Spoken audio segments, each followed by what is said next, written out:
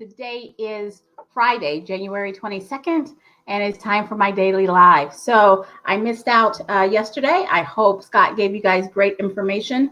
I'm going to be short because it's going into the weekend. Um, so big things. I'm still kind of riding on a high with the inauguration of this week, and there hasn't been a whole lot of craziness. And so I feel really, really good about that. I I've cared about politics probably all of my life, and all of my life we've heard presidents, yeah, people running for president, running for office, saying, um, "In my first 100 days, I'm going to do blah blah blah," and I've always hated it because I always think, or they say on day one, and I've always hated that because on day one, usually the president is going to galas and doing all of this other celebratory stuff and signing this and, all of that kind of jazz. However, our current president hit the ground running. He signed, I don't know, I think it was the first day, 17 executive orders. He's actually getting to work. And I think that the obstruction of him and his transition made him kind of dig his heels in deeper and and really come up with a plan so that he could get to work right away. And that thrills me because we have so much work in this country that we need to do and so many things that we need to improve, fix, repair that for the last 4 years have just been torn apart. So that's my excitement for today. I like to come in with the positive, with my excitement. I'm going to swoop in and share with you my name 'em and shame 'em. And that is Warren Hamilton. He's a representative from down in McCurtain County. He has put forth some legislation that would ban public entities from requiring masks, from instituting mask mandates. And so that's saying schools can't institute mask mandates, any kind of public entity. So it's bad enough that we have these municipalities who don't want mask mandates. Okay, that's a thing. Can't remember the last time I've been to Broken Arrow because of that, but that's a thing. But to say you can't, I do not care how high your numbers are or how bad COVID is and how many things are having to close because people are sick. You cannot have a mask mandate is ridiculous and it's performative.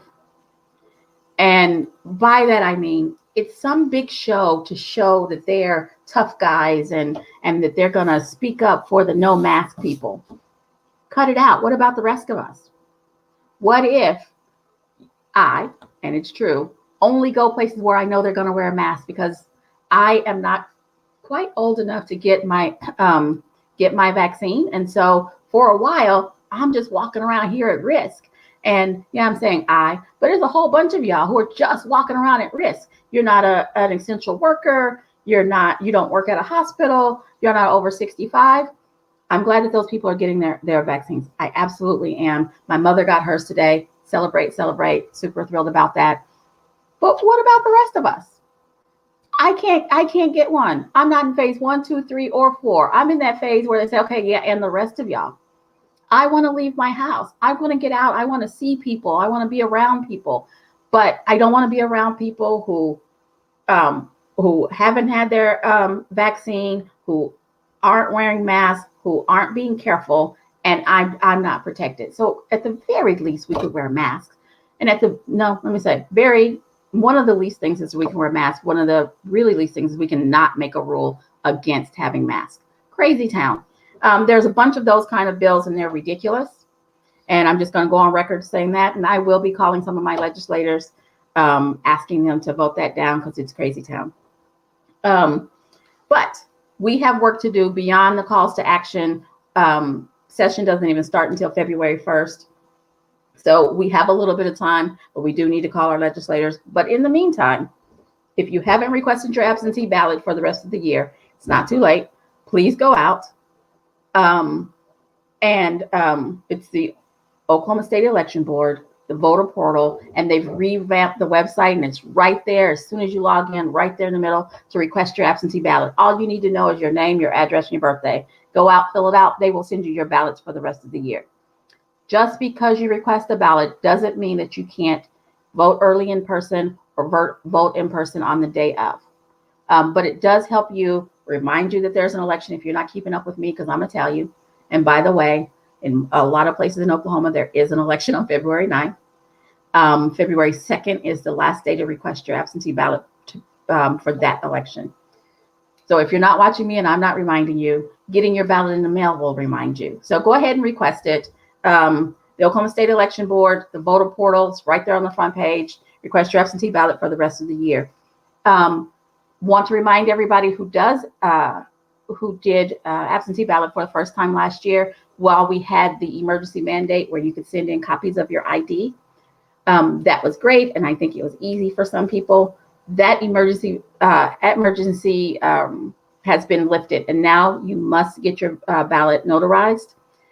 I tried 3 different ways. So there was June, August, and November when I voted last year. One time I went to the Tulsa County Democratic headquarters and got it notarized. One time I went to the bank that the party banks with, got it notarized. And then I went to my personal bank and got it notarized. No problem whatsoever. Really pretty easy. There are plenty of places who will notarize your ballot for free. So it's not that hard. The tag office will do it. If the libraries ever open back up, a lot of times the libraries will do it. There are tons of places that you can get your ballot notarized. Also, you can be helping a candidate. Find a candidate, pick a candidate. There's all kinds of school board races and municipal races going on right now. There are candidates who need your help. They need somebody to help them drop literature. They need somebody to put out signs. They need somebody to make phone calls, send texts, write postcards. Please reach out to a candidate, see if you can help them. If nothing else, share their social media so the word gets out that they are running.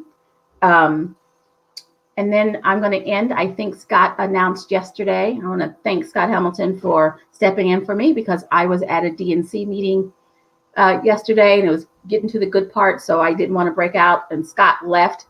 And thank you, Talia, for doing those postcards for Molly in the special election of Senate District 22. But Scott, I think Scott announced that I was elected to chair of the Midwest region of ASDC. That stands for the Association of State Democratic Committees, which is basically a group of all of the chairs of the Democratic parties, all the states. And so I'm the chair of the Midwest region. I'm kind of excited about that. I hope that will help Oklahoma in our efforts to blue our state and do some events. It's a great opportunity to network. So those are the things. Find a candidate, help a candidate, sign up for your absentee ballot. Even if you don't have an election on February 9th, the next election, February 9th, even if you don't have an election on February 9th, still go out, sign up for it so that you will get it when you do have an election. And you guys have a great weekend. I will be back Monday at 4:15, I think.